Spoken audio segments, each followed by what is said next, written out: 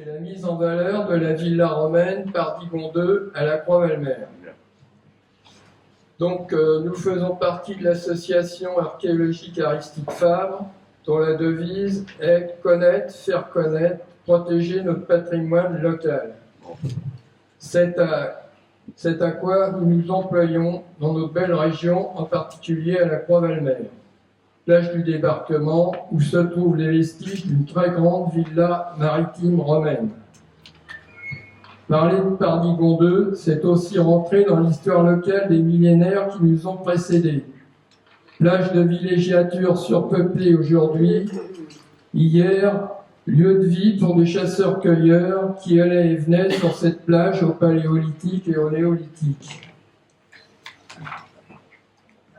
Elle avait 3800 mètres carrés de surface bâtie, avec seulement aujourd'hui un tiers de visite, soit à peu près 1300 mètres. Ce site nous invite à découvrir l'histoire ancienne et passionnante de cette villa romaine, simple et rustique au 1er siècle après Jésus-Christ, puis très sophistiquée, riche et luxueuse au 6e siècle, avec ses thermes fastueux, ses marbres, ses mosaïques, ses statues, ses colonnes. Ce site a été classé espace remarquable et inconstructible en 2010 grâce aux associations locales de protection de l'environnement. Puis, il est devenu propriété du Conservatoire du Littoral en 2013. Après des périodes successives de nettoyage, de fouilles et d'abandon, de nombreuses actions ont été entreprises afin de limiter la détérioration de ce site.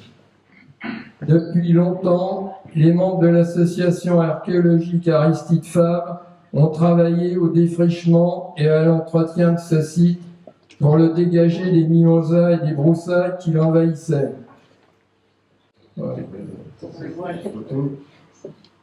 La commune de la Croix-Valmer en 2019 a réalisé un podium sur le parking et a installé des panneaux explicatifs afin de visualiser la villa et pour montrer les objets qui ont été découverts sur le site. En 2023, de gros travaux de restauration de la villa ont été nécessaires pour qu'elle ne disparaisse pas à tout jamais.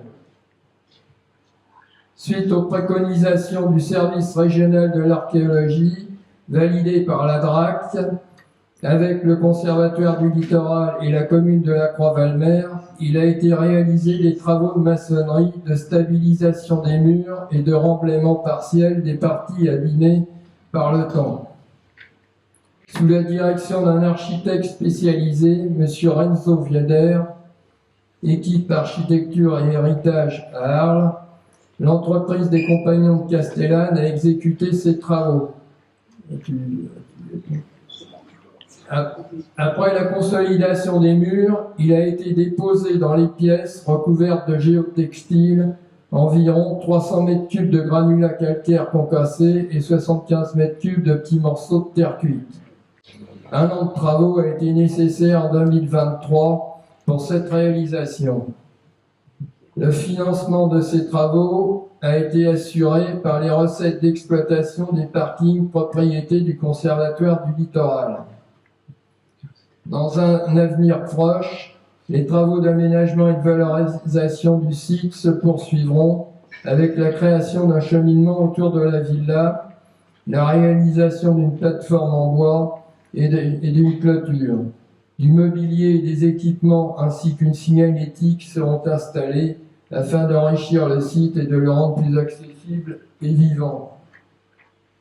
Nous organisons, les membres de l'association archéologique Aristide Fabre continuent de travailler et d'entretenir ce site, conjointement avec le service espace vert de la mairie de la Croix-Valmer. Nous organisons des visites guidées tous les jeudis matins et sur rendez-vous. Si vous voulez en savoir plus, n'hésitez pas à venir nous rencontrer sur le site.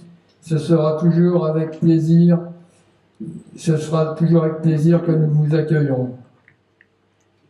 Alors, on va regarder les photos des travaux. Voilà. Donc, les murs ont été relevés et remaçonnés en marquant bien les limites de l'ancien et du nouveau.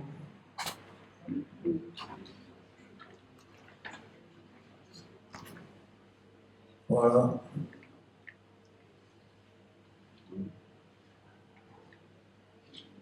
Parce que les murs étaient, la plupart étaient tombés, n'étaient plus tellement visibles.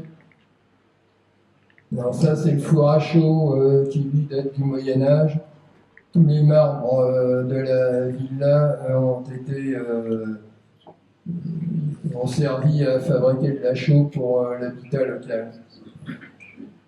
Voilà. Là, nous avons notre ancien président, André Falconet, sur le site, et l'architecte, et ainsi que le chef de travaux.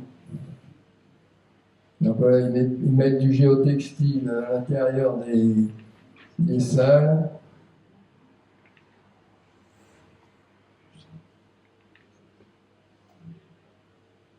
Voilà.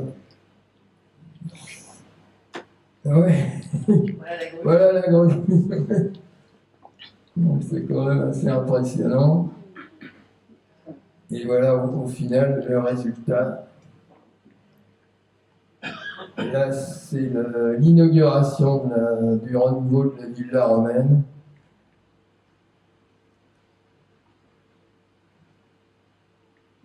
Donc,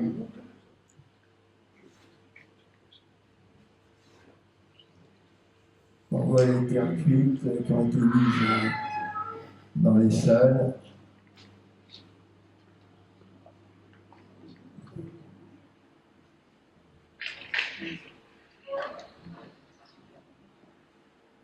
Donc des vues aériennes prises avec des drones.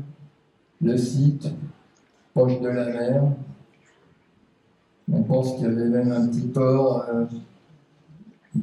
que des bateaux pouvaient accéder très près de la villa romaine. Alors, la principale activité, c'était la viticulture